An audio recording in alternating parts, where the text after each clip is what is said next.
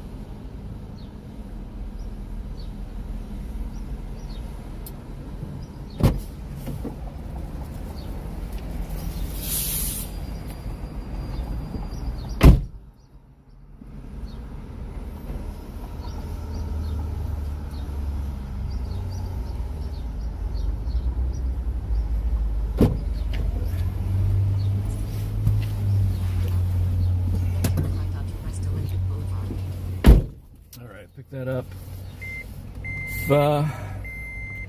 What's up, OG Houston? What's up, playa? What's up, playa? Just picked up some pho. You know what's interesting is I have to go to another pho restaurant. Two different customers. One ordered from this restaurant and another one ordered from a different restaurant. So I'm on my way to pick up the other one. So, pretty interesting. All right, so which is better, having the camera on me or showing the out streets? Which is better?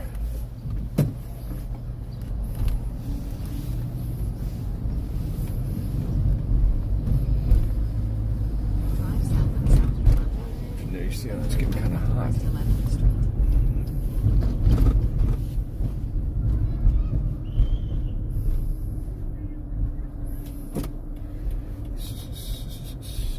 Look at all this.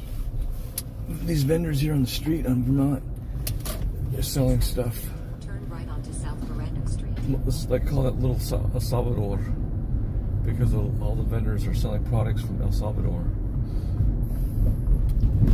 Here's Morendo Middle School on the left. South Veranda Street.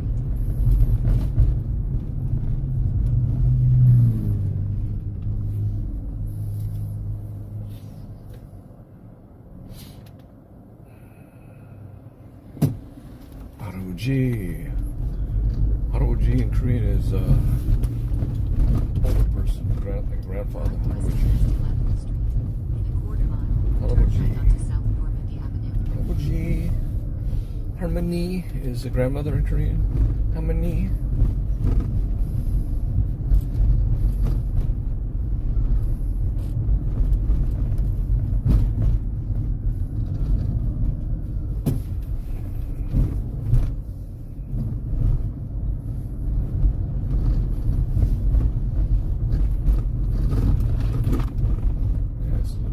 Road.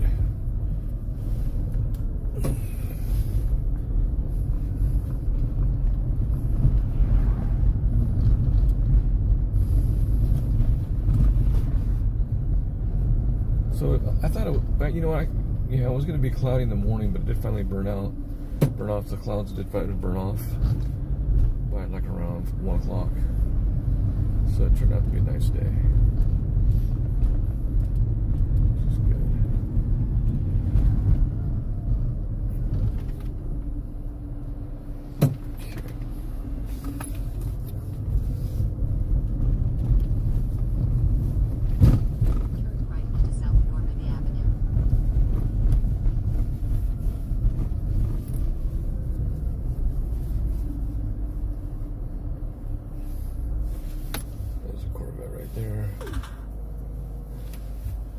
Okay, so this person's up. I guess it's a Chinese person because they have a Chinese name. So usually Chinese don't tip. They don't tip at all. Nothing for tips, man.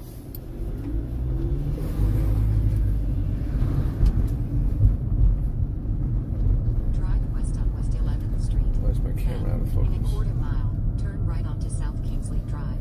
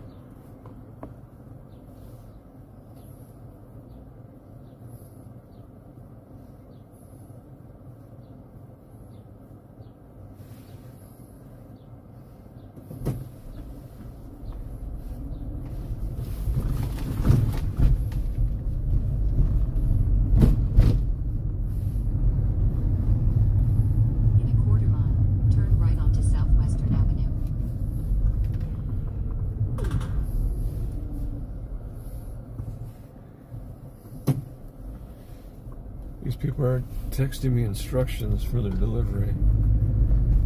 Okay, let me see here. Let me think. 8th Street.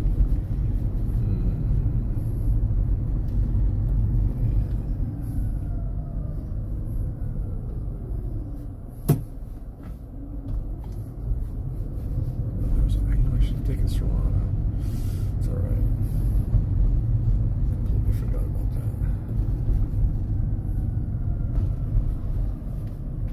The light on Serrano. Let's go to the Western and take a look pick up.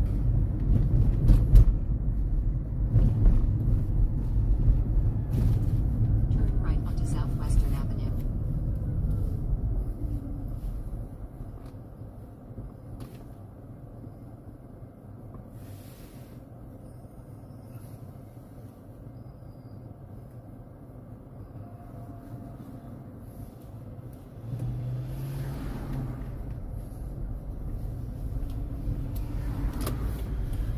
All right.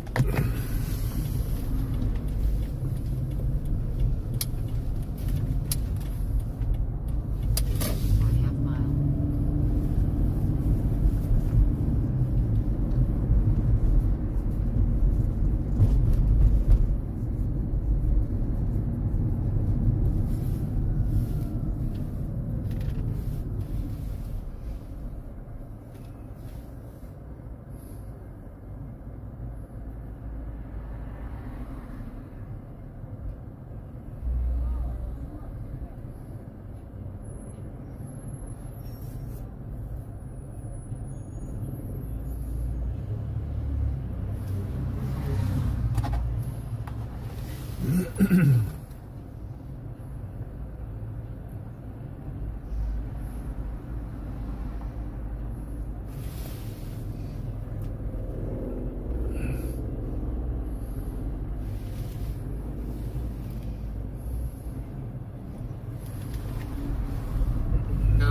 Wouldn't want to be you, and then you're going to go, well, I'll sue you in a Chinese court. Good luck with that. Just get the blank out of that country, and that would be the best thing you can do. It is a sinister, Maoist, Stalinist country, and it bodes no. We should have learned that with COVID, and we will learn that with Taiwan. We already learned it with Tibet and the Uyghurs. Just get out of that country. Do not expose your country's technology to theft. And if you need to, it's not like Mark Zuckerberg or Bezos or all these people who are look what they did to Uber. Uber went over there. We're going to bring Uber to China. We're going to have 1.4 billion. And they looked at how it worked, and they saw how all the ads were, and they said, line up, Chinese entrepreneurs. Who wants to get Uber? Well, we in the government will give you all the money. Just go make Chinese, call it Uber or something, just like it. And then we will pass laws to make sure that you're favored, and we control, and we will bankrupt Uber. And that's what happened. They left. I don't understand American capitalists. I really don't. I mean, they're all up there as if they're so smart, so moral. Donald Trump is doing this. Why don't you just get out of China? Whoever said that was a smart thing to do? Why do you go over to China and give them our expertise and open a company when you know that in a matter of years they're going to copy the layout of the plant, they're going to copy the operation, they're going to copy the managerial architecture, and they're going to copy your product and your technology. And then they're going to tell you after you've outlived your utility, see you. Wouldn't want to be you, and then you're going to go, well, I'll sue you in a Chinese court. Good luck with that. Everybody went crazy that the stock market had historic losses, 10-12%, and then it had the largest gain on Wednesday, April 9th, since 2008, 17 years. And today, as I'm speaking, I don't know what it is, but it has gone gyrated as people are trying to figure out what the trade situation is. Donald Trump is pretty smart. This war on DEI and the universities that are wasting all this federal money, how much GDP, half a point, has been wasted on all of these tens of thousands at high school, community college, four-year college, state colleges, public, DEI commissars, and all these bogus, worthless gender studies, peace studies, black studies, Asian studies, environmental studies. What we need right now, we need trade schools, and we really need people who can weld, people who can fabricate, people who can assemble, people who are electricians, people who are plumbers, skilled, high paid. That's what the economy needs right now. So if any good comes out of the DEI, the anti-woke, it's to tell these universities, half the people in the United States go to your university and all they do is take 6 years on average to get a degree, and 50% never graduate, and those that graduate are stuck with 150,000+ in debt, and you guys have run up 1.7 trillion in student debt, a quarter of which are non-performing on the interest. Just get rid of it all. We just want you, don't take half the country. And didn't work on K through 12 to get people educated, and then let half the country, 70%, go to a trade school. I don't think any president's ever had the entire cabinet there live without a script. And some of you are going to say on the left, well, it was scripted, it was obsequious, yes, but it was not scripted.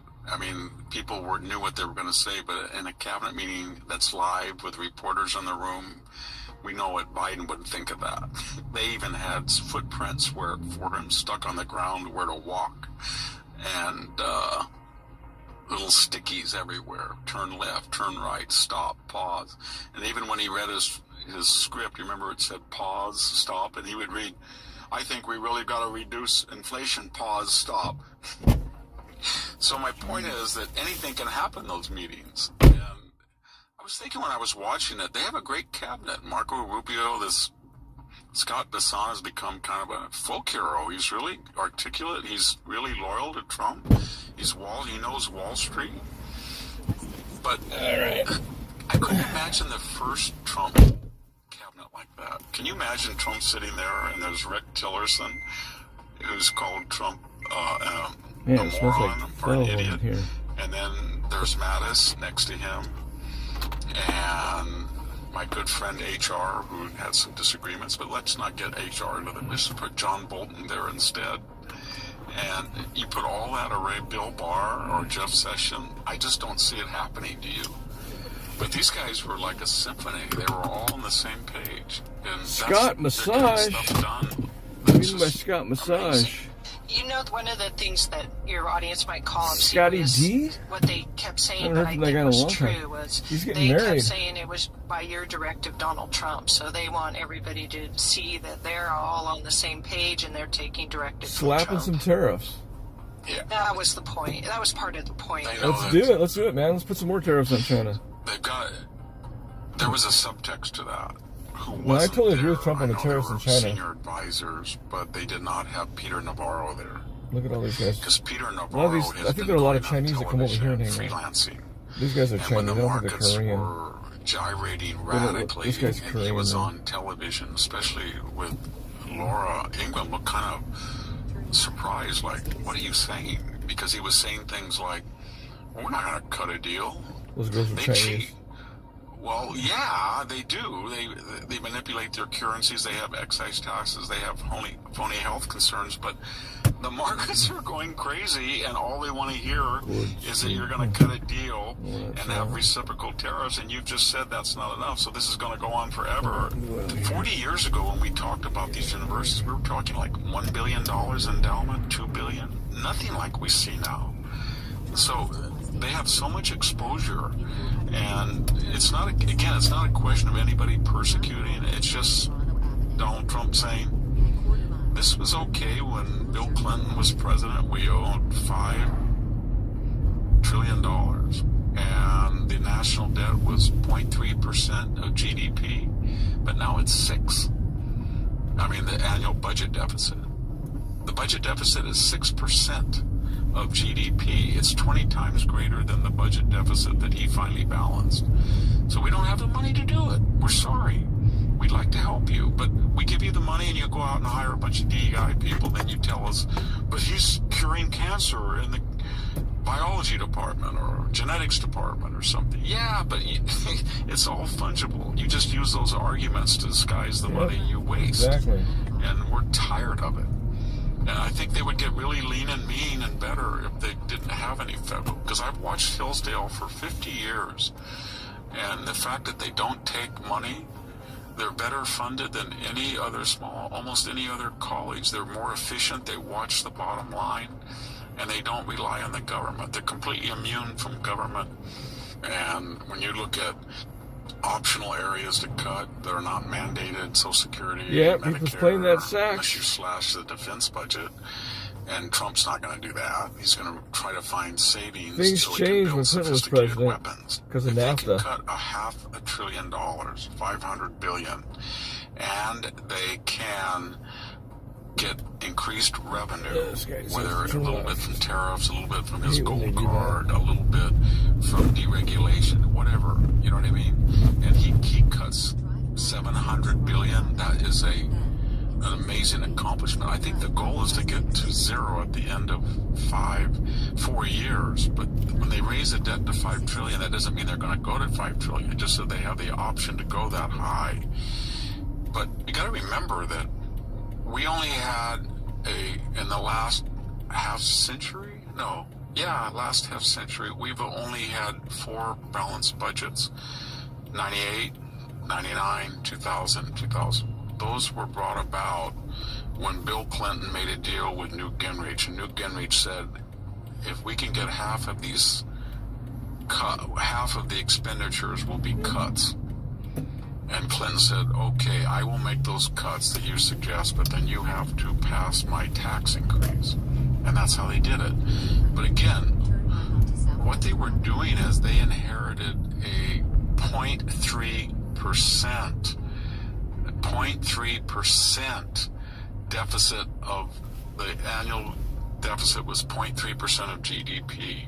This annual deficit is 20 times larger in adjusted dollars. 20 times. And at that time, they had a $5 trillion national debt, not $37 trillion with $3 billion. $3 billion in interest a day. So it's almost impossible. No, this is Intervision. It's a YouTube channel called Intervision. It went up $7 trillion. If everybody would just take this phrase, modern monetary theory, put it in quotation and Google it, you will see it pop up from 21 to 24 in all different manifestations. But there'll be one characteristic. It'll all be from left-wing venues, and it'll all be wonderful. A new way has been looking at money. It's a construct. Because I want to try wiring those Waymo cars. I think it'd be kind of cool. So we can just say this and that. And that I wonder if they're cheaper than Ubers. When you have the Fed raising interest rates, and now we're paying, 4.5 to almost 5% on government bonds, and we've got more and more bonds on the market because of deficit, then that is $3 billion. But when we were paying 1.5, if we were paying 1.5 and 2, we would only be paying $1 billion. We would save almost $1/3 of $1 trillion on the budget. So we can do that. We can really try to get the economy going and inflation low. Like this, it was 2.6 annualized. That should send a message to the Fed that inflation is not a problem, even though the economy is growing, because we had 100,000 new jobs. So Powell, he should lower it by a quarter point, half point immediately. He did that for Biden during the campaign cycle, and that would save maybe $1 billion a day. And revenues until 1916 were really the only revenue that the country had before the income tax. And we still get about $300 billion with our low tariffs. And if they were going to go up, if he can get a parity, we might get another $300 or $400 billion there. I don't know how much is gold card. I don't believe that the number of people are going to pay $5 million to fast track citizenship when they have a net worth of the required amount. I think one of the cabinet people said it could be $1 billion. It could be $1 trillion. I don't think so. But there'll be a little bit of money there. And there'll be a lot of money if he can deregulate. Yeah, I remember Tom Vu. And get rid of the Green New Deal stuff. The real estate. Keep the tax cuts and stimulate the economy, and it can grow. Yeah, so that's what he's trying to do, but you got to limit spending. And I hear a siren? Everybody should take a deep breath because Trump today was saying that they're building ships 200 times more than we are. The Chinese fleet and number of ships, not quite in tonnage, I think, is larger than ours now. An aircraft carrier, I don't know how many more you want to build in the age of hypersonic missiles and drones, but let's just say we have, I think, 11 of them. And they're all nuclear. They cost now, the new ones, the Gerald Ford class, I think they're about $13 billion. Yeah. But think for a minute, we gave roughly $200 billion, depending on how you negotiate. They might say 80, but when you get economic and USAID and all the military stuff and the service, we had U.S. servicemen over there far more than we thought. New York Times says that. For that, let's just say 150, and you could have built 10 Gerald Ford aircraft carriers for what we gave Ukraine. 10. Yeah, that's crazy. And if you look at what Elon Musk says he's got, $1 trillion that's 10 aircraft carriers. In the military. But everybody listening, would you like to have 10 Gerald Ford aircraft carriers? Or maybe you say 100 million for the most sophisticated F-22. Well, we don't make them anymore, but an F-35 is at least 50 million. So if you got 2 for 100 million, and then you could get 20 for every $1 billion. So you could for $100 billion, you could get 200 more of the most sophisticated planes in the world. We're just wasting money is what I'm trying to say, and we're falling behind the Chinese, but there's no need to do that. Especially when we cut off their technological pipeline of theft from us. If you enjoyed today's video on Inner Vision, don't forget to give it a thumbs up and share your thoughts in the comments below. That was Inner Vision. It's a pretty good, interesting channel.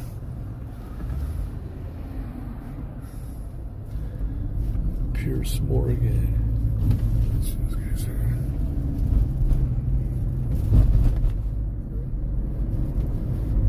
China is very explicit over the long run. They want to take us out. Not to me dissimilar to what happened to President Biden in the Afghanistan withdrawal. It's not the idea, it's how he's executed it. We hold all the cards. We're the richest country in the world. We have a fabulous economy. Everybody wants to sell to our consumers. The hysteria will start acting in reverse. People will say, oh my God, look at these stocks. When he gets the big enchilada, a big offer, that will sell well. In the 4 years of the Biden presidency, why was the mainstream media reluctant to go much, much harder on what everyone was seeing with their own eyes? Look, we were subtle. There was this reluctance to draw the conclusion. He represents the vast majority of Democrats wallowing in their wokeism, in their DEI politics. They still learn nothing.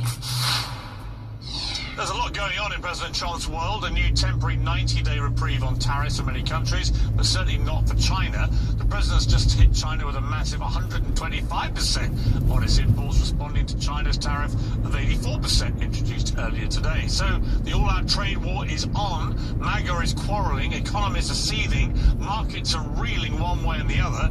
For the time being, at least, the president remains unscathed. He's ripping up the rule book, and most voters like it. This is interesting. So Trump's presidential power is too much, the right amount, too little. Well, 47% say too much, but then you get 36% who say the right amount, then you get 17% who say too little. So you're essentially dealing with a majority of the American public, 53%, who do not say that Trump has too much power. They either says he has too little power or the right amount of power. Yep. So the idea, that argument that Donald Trump is quote-unquote a king, that I don't think holds with the American people. Enchiladas, man. 47%. That sounds good, huh? But the majority of folk, they believe Donald Trump's doing something completely differently, and they don't believe he has too much power, and the executive orders he signed certainly suggest he's no lame duck. He is, as I said at the beginning, a soaring eagle. Well, a big part of that, of course, is the way Trump is framing his presidency. Just as he campaigned, it's a war between him and a failing establishment. Don't tariff my Peking duck. For the workers, not the outsourcers. The president who stands up for Main Street, not Wall Street, who protects the middle class, not the political class, and who defends America, not trade cheaters all over the globe. They're trade cheaters. They cheated on us. They cheated with tariffs on us. They stole our money. They stole our jobs. Well, that message has united MAGA, but not the method. Elon Musk said that trade advisor Peter Navarro is dumber than a sack of bricks before apologizing to the bricks. Navarro called Musk a car assembler who should stay in his lane. The White House has no problem. It welcomes all debate.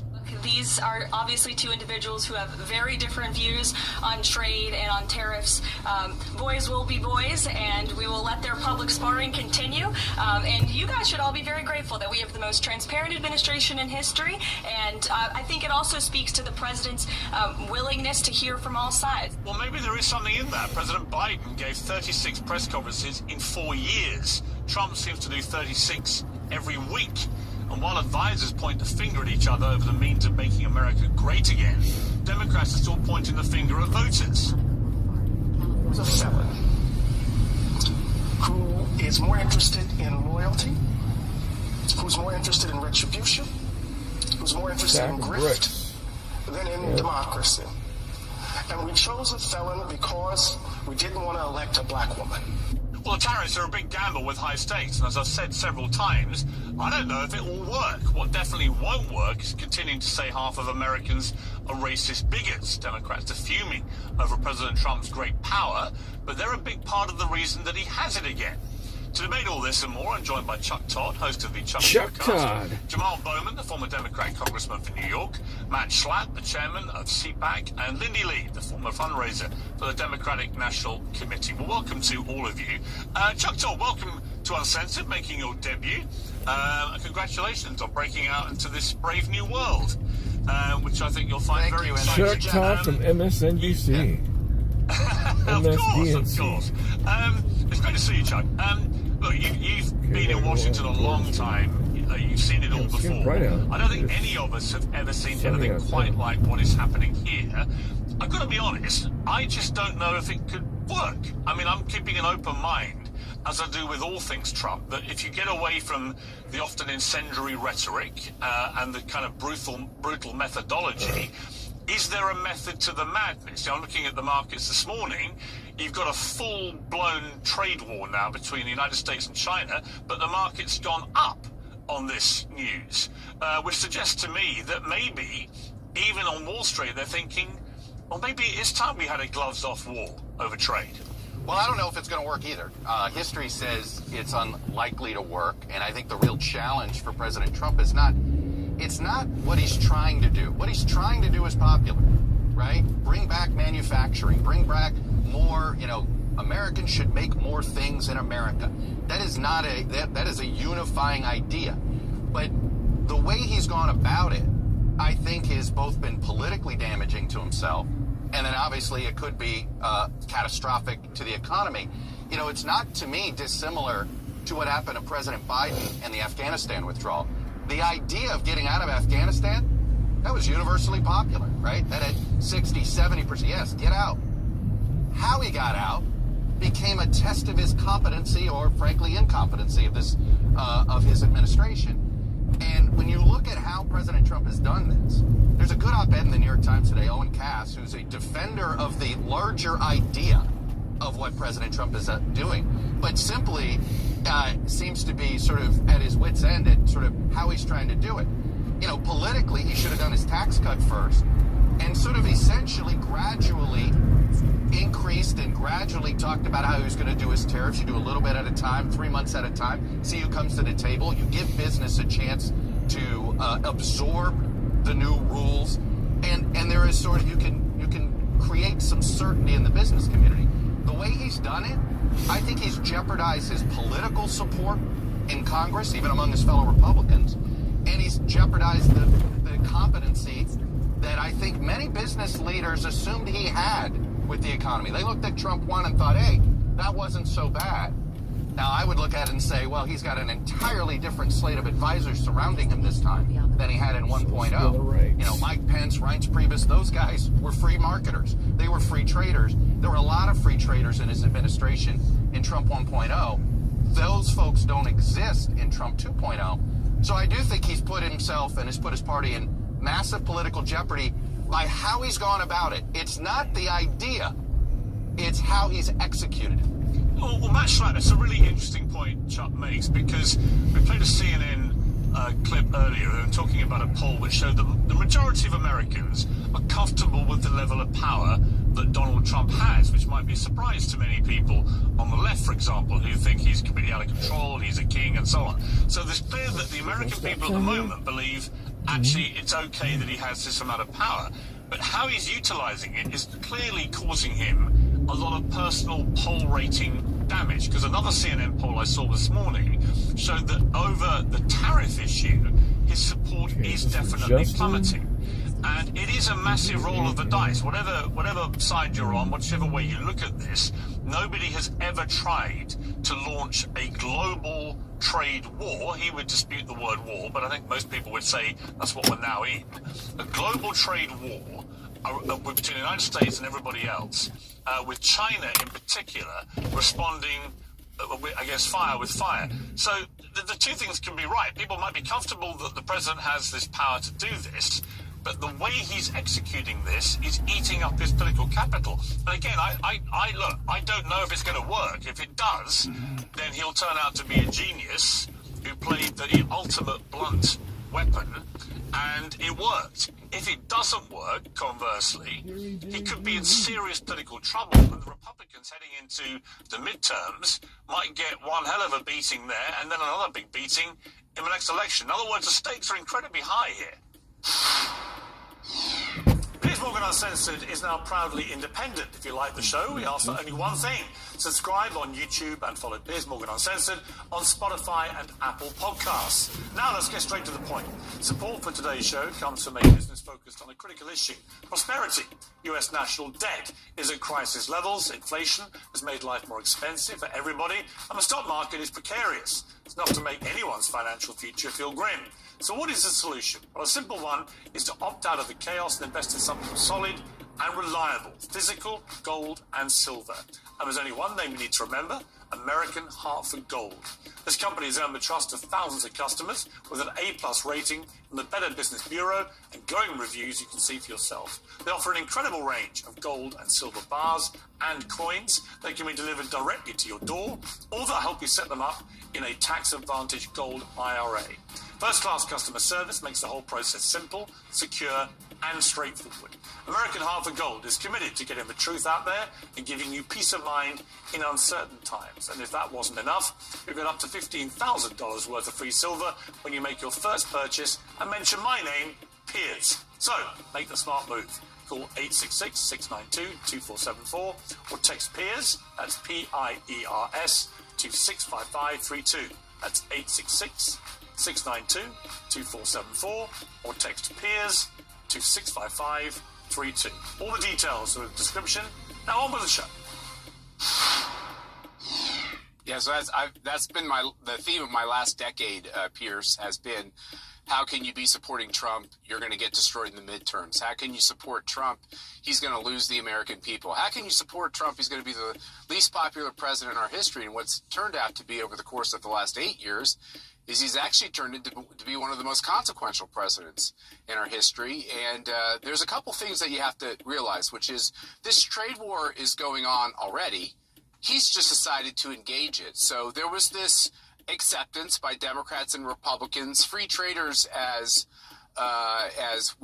Chuck just described them.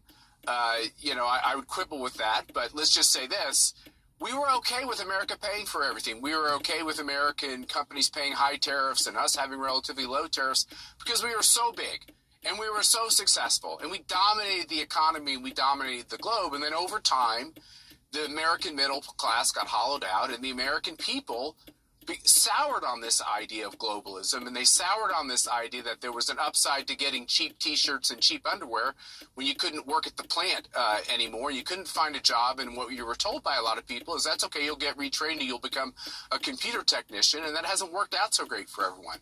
The other war that we've woken up to is the idea that we're in a global war with China, whether we want to accept that or not. They are all over this globe. They have become the globe's banker. They're creating all the infrastructure on all these continents. I see this with all the travels we do with CPAC. And China is very explicit over the long run. They want to take us out. And the fact that they make almost all of our medicine and almost all the key things that we use to get by in our daily existence needs to be re-examined if we understand that the one making everything is the one who militarily and economically wants to take America out. The final lesson we've learned is Donald Trump doesn't do things because he has to do them, which is what Republican presidents usually do. They don't do anything until they actually are forced to do something. He's doing like 300, 350 things that he doesn't really necessarily need to do in terms of the schedule, but he's doing them because he feels like America is going to lose its edge unless we have some corrections in these areas, including on trade.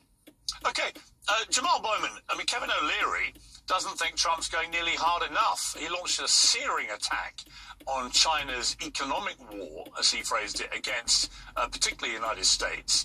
And he said this. 104% tariffs in China are not enough. I'm advocating 400%. I do business in China.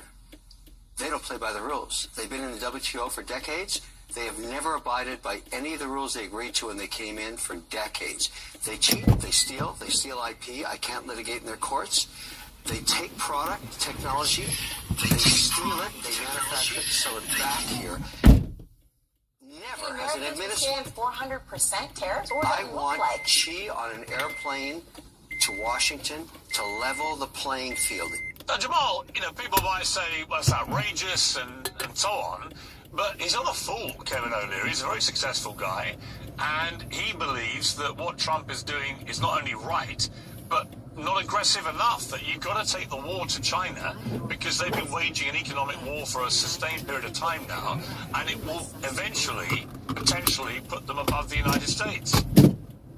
For me, the simple question is, how is this trade war, how are these tariffs going to help the American people? And when I say the American people, I mean the working class American people. Is this going to help bring down the cost of childcare, the cost of groceries, the cost of utilities? Is this going to help create millions of jobs here in America and create a federal jobs guarantee? That's what Trump is saying. That's what his supporters are saying. But I would love to hear more about what the actual plan is. What is the best case scenario? What is the moderate scenario? And what is the worst case scenario?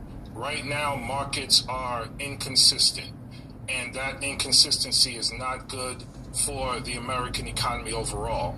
But quite honestly, where I am in Yonkers, New York, where I represented the Bronx, places like Mount Vernon, working class, historically redline communities, whether the market is up or down, it is bad for working class people. And so Mr. O'Leary, Trump, people like that who already have incredible wealth and resources, they have these conversations in a way that's disconnected from the American people. You know what you do to beat China? You invest in your own country and in your own communities. And the communities in where I've represented have been neglected by both our U.S. government and the private sector.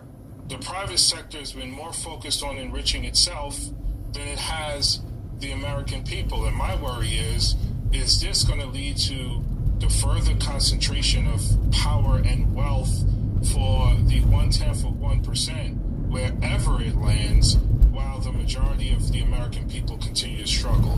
That's my worry, that's my concern, and I have not heard anything from the Trump administration. I see no leadership from Congress on either side of the aisle as it relates to our economic power and strength and health and well-being going forward. Okay, Lindy Lee, one of the interesting things I think about all this is the way that Trump's own top team are at loggerheads with each other very publicly, and I'm talking particularly about Elon Musk and Peter Navarro. So you've got Musk, who seemed to be Trump's right-hand guy on all things economic and Doge and so on, and you've got Navarro, who's one of his top trade advisors, and they're openly abusing each other and attacking each other, and it's clear that they have a fundamental disagreement over where the tariffs could work. You know, Elon Musk looks at this as a business guy running huge businesses, which are currently taking a hell of a beating. Very difficult to make Tesla cars at affordable prices, given how many parts they source from outside America, if the tariffs make it prohibitive to do so. So he has, you know, on the one hand, he's trying to cut weight, trying to save his own businesses. Navarro, completely different. You know, he's all in with all this. I can't remember it publicly having this kind of slanging match. I mean, I got to say, I find it quite healthy. You know, I don't really like the concept of collective responsibility where everyone pretends they all agree with each other. But what we're seeing are the kind of inner conversations all playing out in public, a bit like we saw with Trump and J.D. Vance and President Zelensky. You know, it is very transparent, but what do you think of it? Is this healthy or not?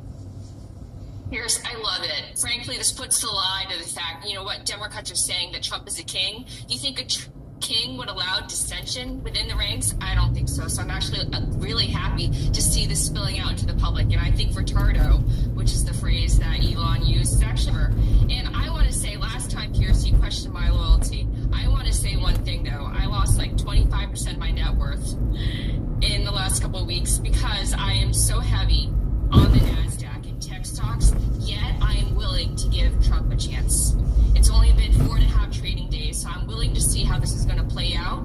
And frankly, as Caroline Levitt just said a few hours ago, Trump has a spine of steel. I'm sorry. So let's just see who's going to blink first. And at the end of the day, it's going to come down to China and the United States. It's really about these two countries. He's slapping tariffs everywhere to make sure that China has nowhere to go, to make sure that they can't have any loopholes.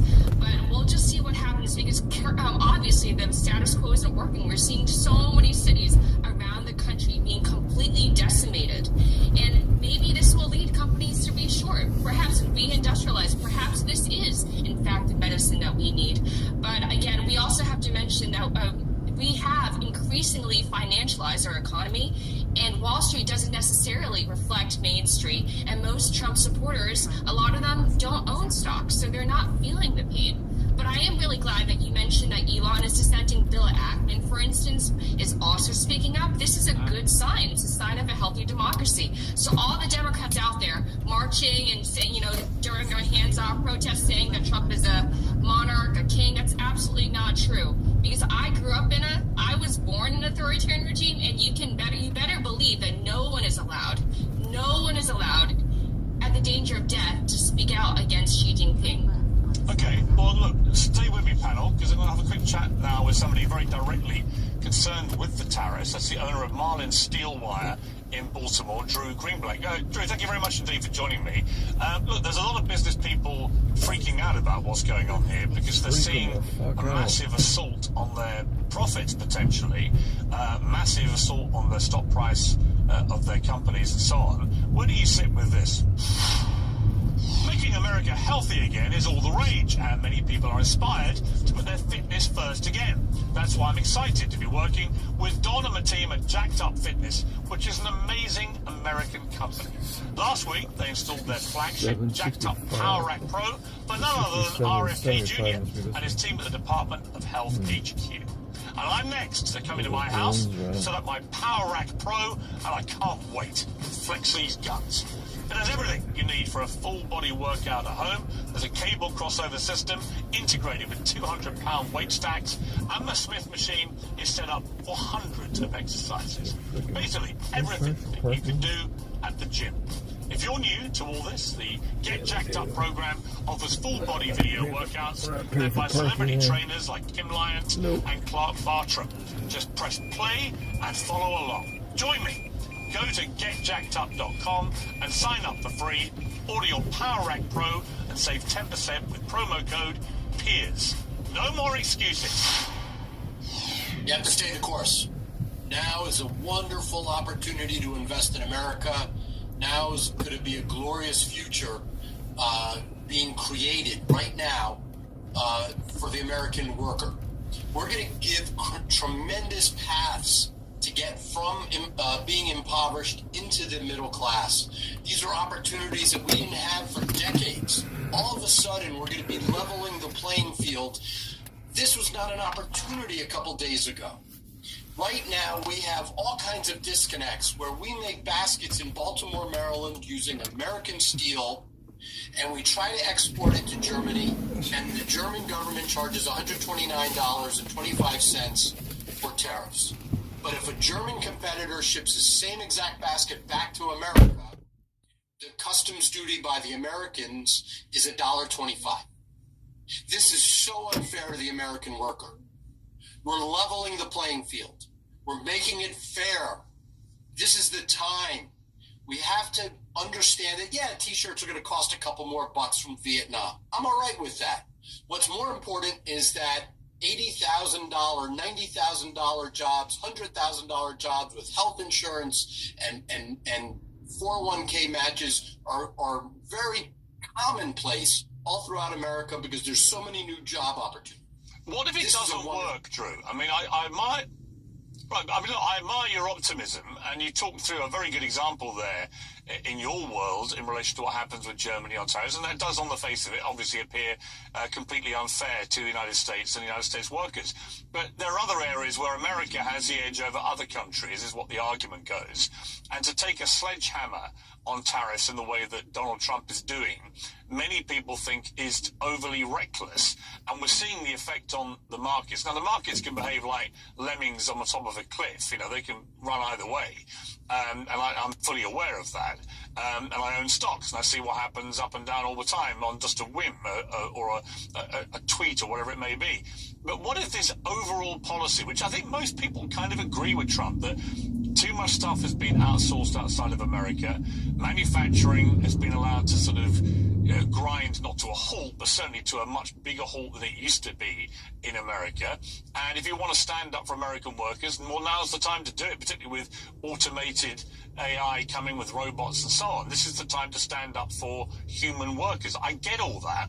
But what if the scale of what Trump is doing leads to a genuine economic recession, if not depression, around the world? Because if that happens, then none of the good stuff you're talking about will happen. In fact, the opposite will happen. People will have their savings destroyed and their lives destroyed. 50% of Americans don't own one stock. Millions, tens of millions of Americans don't have a $250 in their checking account for an emergency war chest fund, okay? We have to create paths and avenues for these people to get into the middle class, to be able to buy a car, buy a home, get into the American dream. I reject that we're going into an economic tailspin. It's the opposite. It's going to be very good for us. We're going to get all kinds of trade deals. We hold all the cards. We're the richest country in the world. We have a fabulous economy. Everybody wants to sell to our consumers. It's an extraordinary opportunity for us to negotiate and get fair deals for the American worker. It's a unique proposition right now. These countries, I think it's 50, 70 countries, I've lost track, that are offering 0% tariffs with America. We're talking about Taiwan. We're talking about Cambodia. We're talking about Vietnam. These guys are lining up to cut deals with America. It's fabulous. It's going to give us an opportunity to recreate a strong, thriving middle class. By the way, the Chinese just totally shut down shipping masks to America during COVID. They shut down shipping IV poles to America during COVID. They are not our friends, okay? We have to build our own manufacturing infrastructure so that we're self-reliant, we're capable of making what we need to make, pharmaceuticals, etc., so that nobody could push us around as a nation. We have a huge economy. We hold all the cards. It's time for a reset so that we're fair to our impoverished neighbors. Give them an opportunity to thrive in this economy and prosper. Not just the 1%, not just the 10%. Let's give everybody a shot. Drew, thank you very much indeed for joining me. I appreciate that. Let's go back to the panel.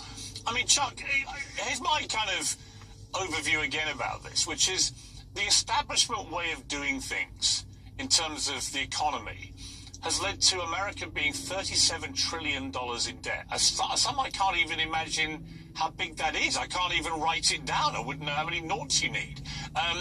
you know, Elon Musk has warned for a long time that America's heading potentially to bankruptcy if this carries on. So something has to give. And again, I come back to the overriding view I have of what Trump's trying to achieve. And I think you kind of agree with the top line goal. No, what happened? There's traffic here. It's how they're doing it. Shit, yeah. And there you've got a top American business guy who couldn't sound more enthusiastic about this and who sees the big picture as being the promised land.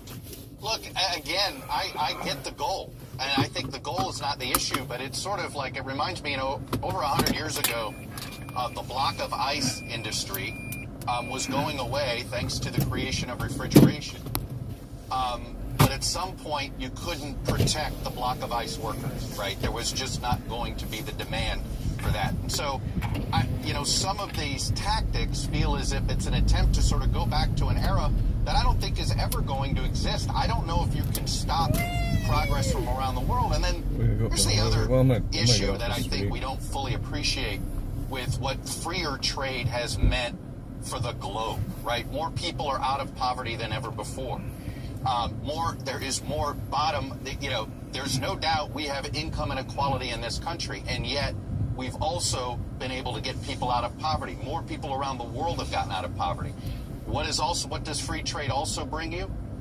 Less chance of war, right? The last time we had high tariffs, we had a pretty big war on the continent of Europe. So I think there's a lot of risk here in giving up some soft power. You talk about our debt, but in some ways our debt was also our power, right? Because it invited so much foreign investment into this country as well. And the more we had of that, in some ways, the more secure we actually were and are. And so I think what we don't, and I understand why a lot of people don't see that. Sometimes it's hard to see until it's gone. And that is one of my great concerns, is that if China is truly the target here, I'm not sure we should go after every single ally that we have on a trade war in order to get China. I understand the concern about China finding third-party countries to essentially cheat and do all those things. I get the tactical, strategy behind it. But I think it's high risk because we're essentially making some enemies out of allies, whether it's Canada, whether it's the EU, or frankly Vietnam, Japan, and South Korea. American homeowners are at risk of a growing real estate scam, which the FBI calls house stealing. This is how it works. Criminals forge your signature on just one document, use a fake notary stamp, pay a small fee, and then file it with your local recorder's office. Just like that, your home title is transferred out of your name. Scammers can then take out loans using your equity as collateral, or even sell the property behind your back. You won't even know it's happening until you start getting collection or foreclosure notices. When was the last time you checked your home title? I own a home in the United States, and the answer for me is never until now. That's why I trust Home Title Lock. Their $1 million triple lock protection helps keep your home and equity safe. Here's what you get: immediate 24/7 monitoring of your property, urgent alerts if there are any changes, and if fraud does happen, their US-based restoration team will spend up to $1 million to fix the fraud and restore your title at no additional cost. I've teamed up with Home Title Lock to give you a free title history report so you can find out if you're already a victim and get access to your personal title expert, a $250 value just for signing up. Go to HometitleLock.com and use the promo code PEERS, or just click on the link in the description. Make sure you check out the $1 million triple lock protection details when you get there. That's HometitleLock.com, promo code PEERS, P-I-E-R-S, to get the protection and peace of mind you deserve. Okay, Ashrat, let's just change tack slightly, because while all this is going on, the Democrats continue, it seems to me, to self-implode.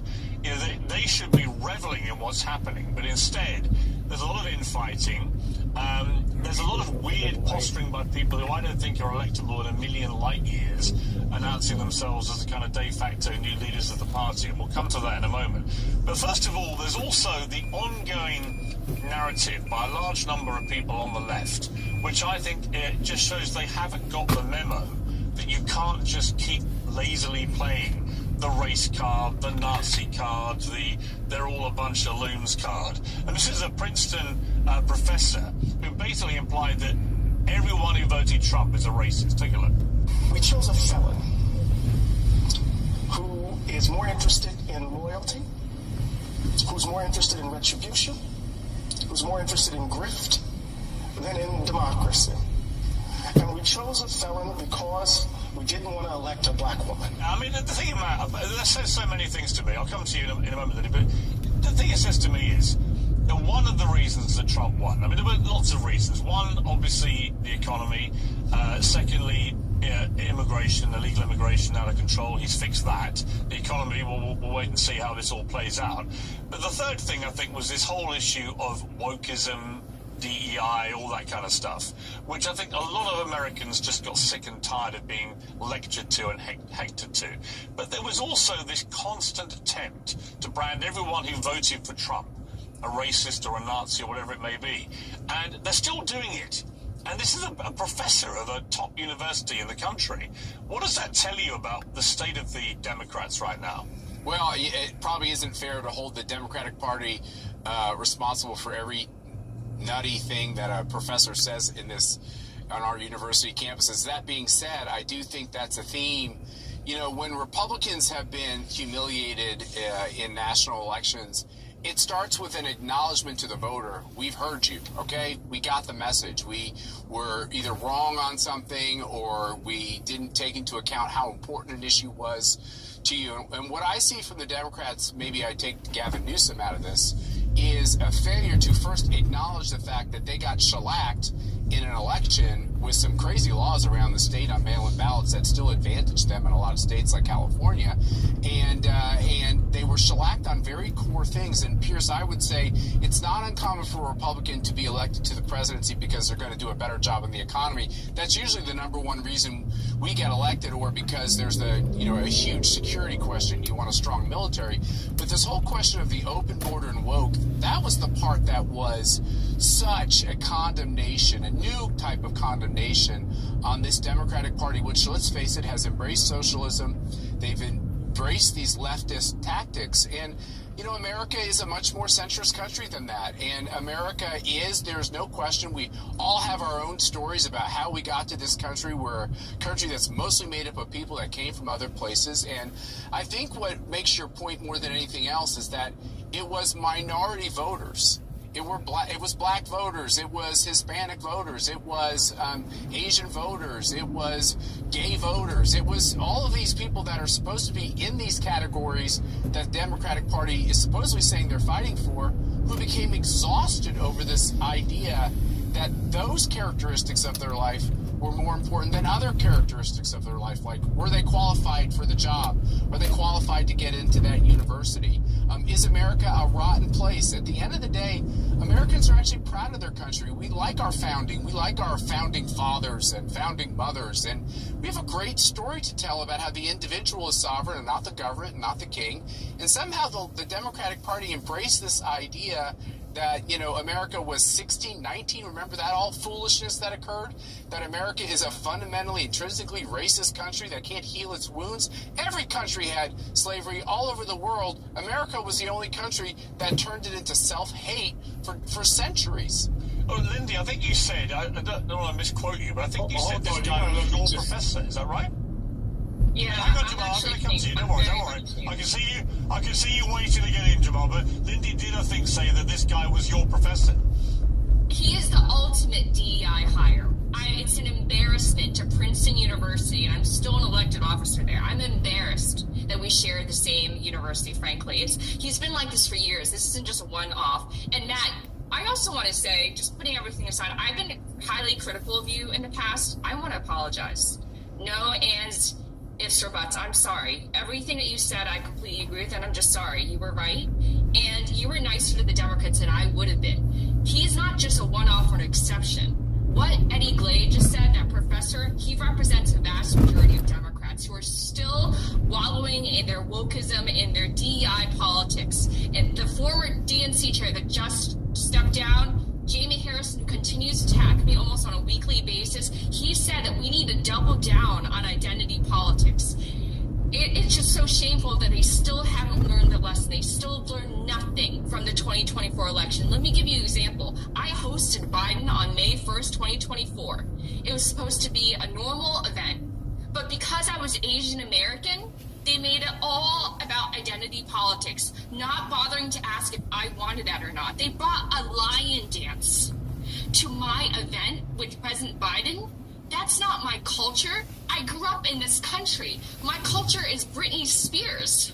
I have no connection with lion dances or any of that sort of stuff. I don't even know what the year of the animal thing is. I would have to Google if you asked me when Chinese New Year is. I have no idea. So they force this identity politics nonsense on you against our will and then wonder why they keep losing elections. All right, but Lindy, if you're issuing public apologies, would you like... Well, Lindy, I appreciate the candor and the apology to Matt. I'm sure he's very grateful. But you want an apology too? Public apologies. Well, no, I just think that, look, we've had this conversation before, but I think it's a valid question to ask you. That given you were feeling all this at the time, why did you carry on so enthusiastically supporting and promoting the Democrats into the election, both Biden and then Kamala Harris? I mean, would you like to apologize for getting all that wrong as well? I have apologized, and I was wrong.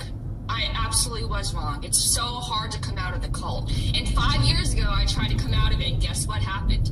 AOC canceled me. She shamed me, and I remember crying so hard, the blood vessels underneath my eyes broke. And then they removed me from my treasurer position. So I learned my lesson that I'm not allowed to speak out.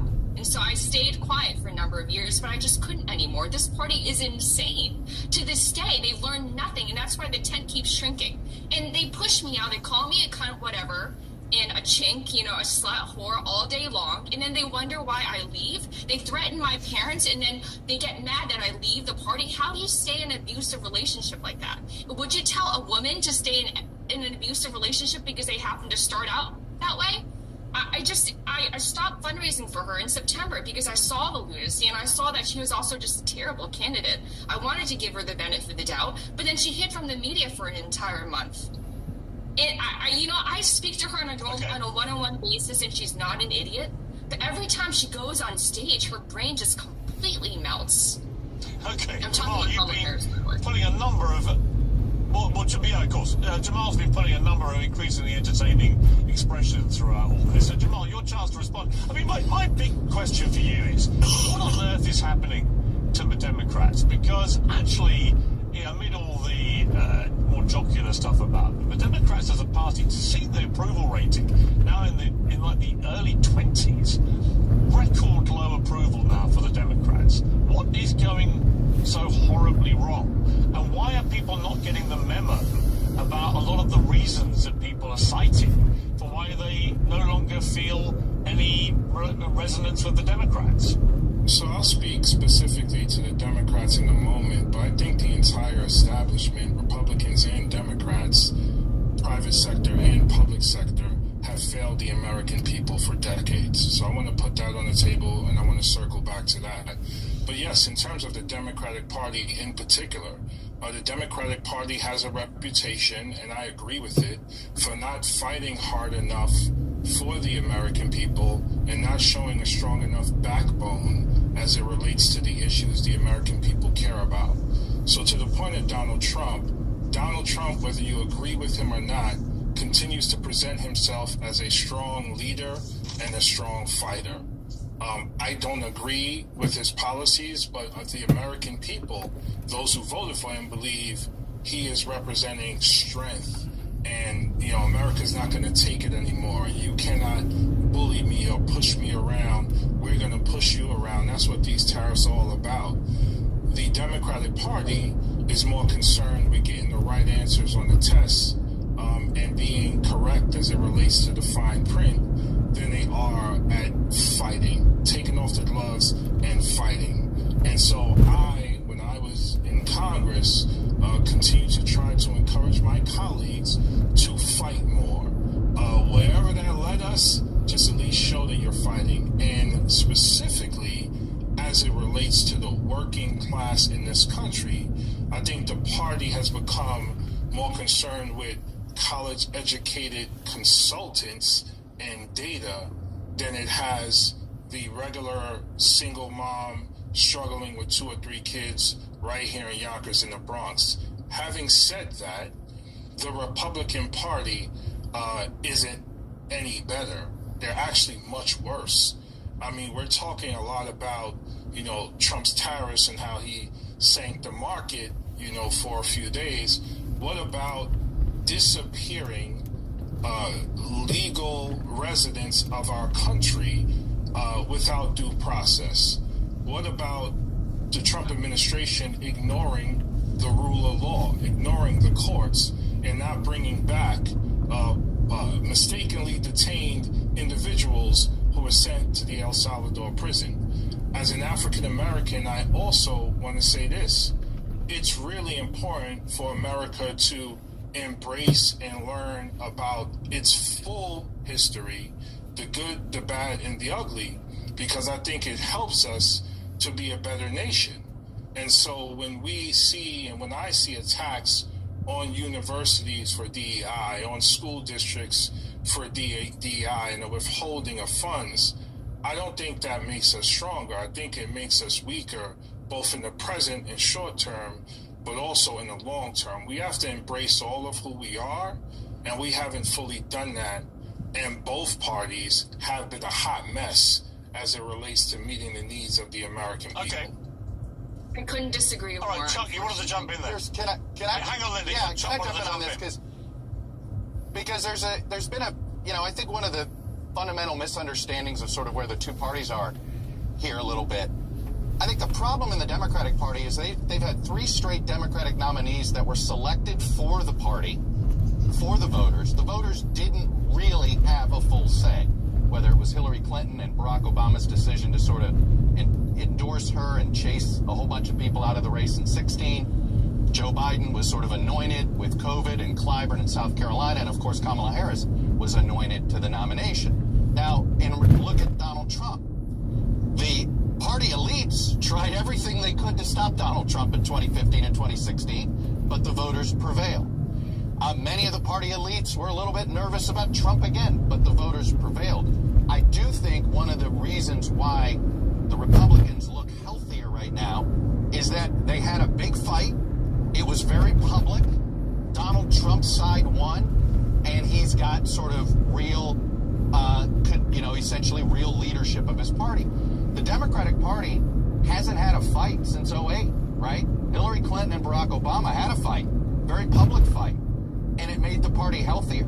I think the Democrats' biggest problem right now is they're trying too hard to be unified. They're trying too hard to be strategic. All these things, right? Rather than have it out a little bit. Should the party go further to the left? Should the party be a little more centrist like the Bill Clinton era? You know how Bill Clinton ended up president for 2 terms? He got in a fight with the Jesse Jackson wing of the party in 1990 and 91, and it elevated him. It didn't diminish the party. So I do think the Democrats in particular here, they got to have a public fight. They got to be willing to criticize each other. It's actually healthy. When you look at what Trump did to the Republican Party, it's uncomfortable. I got a lot of Republican friends who hate the outcome, but it was fought. It was, everybody had their say. Yeah. Chuck, look, you've been one of the leading light. Hang on, Joel. Hang on, everyone. Chuck, I want to talk to you about the mainstream media, as Trump puts it, the legacy media in the 4 years of the Biden presidency. Specifically because, look, I'm a Brit, right, and I was living a lot of the time in the UK, but I was firing off very angry, I read them the other day, angry columns about the cognitive state of Joe Biden and his physical and cognitive ability to be president of the United States, and just wondering why on earth this was being allowed to continue. But why was the mainstream media so reluctant, it seemed to me, to go much, much harder on what everyone was seeing with their own eyes? Well, look, I sit here and I'll defend a little bit of this in that I would argue the reason people were able to come to their own conclusion on Joe Biden is because of the media coverage. Look, we were subtle. He's using the back staircase. He's not using the front staircase. Hey, he's not doing any interviews. So there was this reluctance to draw the conclusion to say, is he not doing this? And that I agree with. That was held back a lot. I would argue it was also held back a lot back in the late 80s when it was clear Ronald Reagan wasn't necessarily running everything in the White House. Whether you want to call it decorum, whatever you want to call it, look, there were plenty of members of the media. I remember David Ignatius in the Washington Post, plenty of individual people questioning whether he should run. I certainly questioned whether he should run. You didn't understand, there was some of that. But I understand the argument about the collective on that front. The only thing I can chalk it up to is this, whatever you want to call it, this fear that some members of the media had sometimes that they would be perceived as helping Trump if they somehow diminished Biden, right? That it was some sort of zero-sum game. And I think this has been the fundamental mistake that many members of the traditional press have done. For instance, advocating for deplatforming Donald Trump after January 6th. Look, I think January 6th was atrocious. It was awful. All those things. But to deplatform him, we're America. Defend the First Amendment. I'm going to defend the First Amendment when Donald Trump's trying to kick members out of the press. But you got to defend his First Amendment right to also talk. And I think that was also, I would argue, a mainstream media mistake. It looks more obvious today because what did he do? He built his own information ecosystem, and now traditional media is doing what? Showing up on YouTube, right? Traditional media doesn't have the influence it did anymore because it shoved, it got along with this deplatforming exercise, which I think fundamentally was I didn't get it then. I was not one of those who said I wouldn't put a January 6er or a decertifier on the shows. I thought, why would you do that? I've interviewed the president of Iran. I got no problem interviewing a member of Congress who chose not to certify the election. I never understood that logic when you think about the First Amendment of our Constitution. Yeah, completely agree, Chuck. Great to have you on Uncensored for the first time. Thank you all to my panel. I greatly appreciate it, speaking to all of you. And a very interesting time for America. Well, I'm joined now by Victor Davis Hanson, the historian and senior fellow at the Hoover Institution, for his verdict on the tariffs and their fallout. Victor, great to have you back. We just heard this guy earlier and listened to somebody else. That was the guy that was speaking before. Victor David Hanson, whatever. Recuerden que también, ya lo vamos a anunciar, está de veras muy bonito ese proyecto. Vamos a cambiar completamente la narrativa de la música mexicana, que algunas de ellas hacen apología de la violencia, de las drogas, una visión de la mujer como objeto sexual. Lo vamos a cambiar. Estoy empeñada en que así sea. Ya tenemos una alianza muy grande con músicos, con productores, de este lado de la frontera y del otro lado. Ya ven que la música mexicana se oye muchísimo en Estados Unidos. Entonces es una alianza que vamos a hacer para promover la música mexicana con otros contenidos que no tengan nada que ver con la apología de la violencia. Entonces qué bueno que se reorienta, que ya todas estas series que hacen apología de los narcotraficantes y todo esto ya quede en el pasado. Recuerden que... Interesting.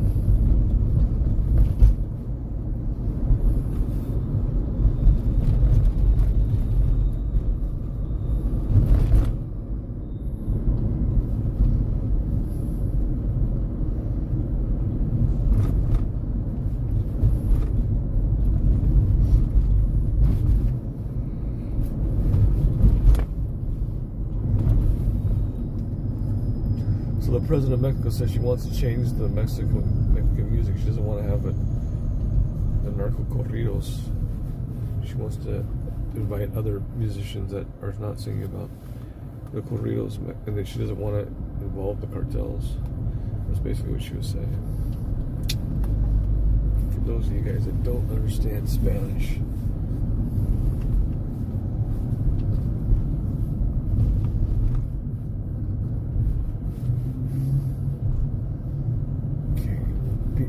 The belly of the beast in Koreatown. I'm in the belly of the beast. What's this guy doing?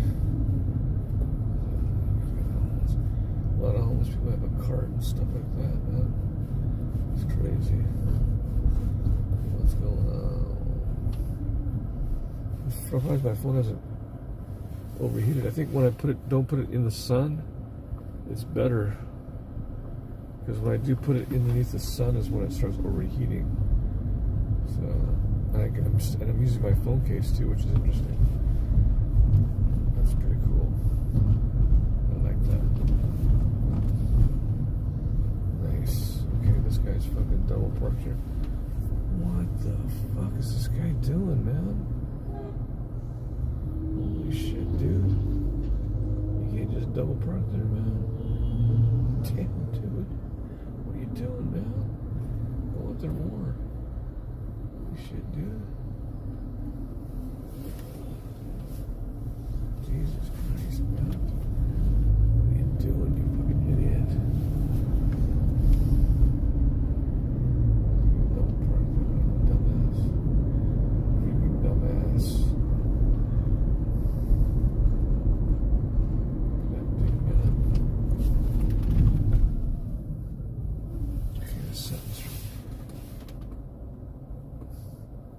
Streaming for like an hour and 21 minutes. Hour and 21 minutes.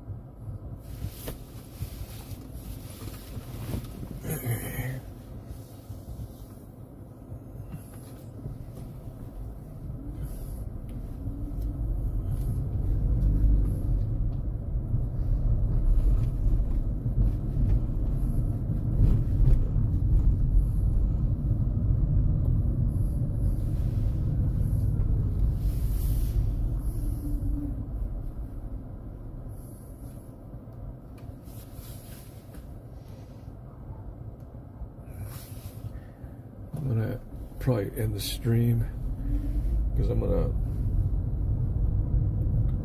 kick back my car and just take a little nap. I'm waiting. And I don't want to bore you guys, so. Then I can recharge my phone too, so I'll see you guys in a little bit.